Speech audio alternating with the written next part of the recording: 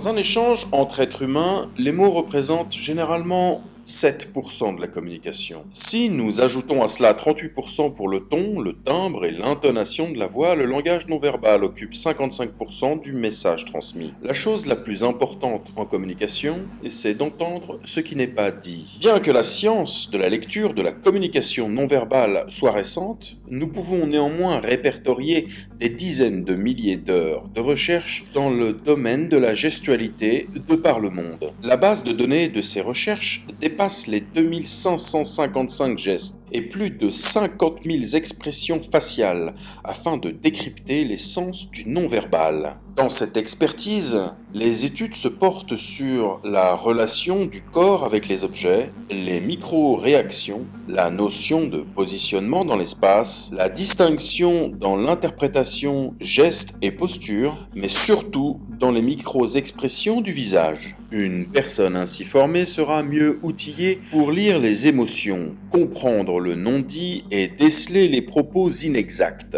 Le cerveau humain gère la communication avec différentes parties et nous reconnaissons 5 formes de dimension non verbale. Le périverbal, le rapport avec l'espace et le temps. Le paraverbal, les modulations diverses de la voix. L'infraverbal, le facteur inconscient de la communication. Odeur, couleur, les formes des vêtements. Le supraverbal, le facteur conscient de la communication, comme le style vestimentaire ou bien encore les bijoux. Et le préverbal, le langage du corps. Il laisse une trace émotionnelle sur l'enveloppe corporelle. Vous l'aurez compris, dans la communication interpersonnelle d'un individu à un autre, la communication non verbale est donc prédominante.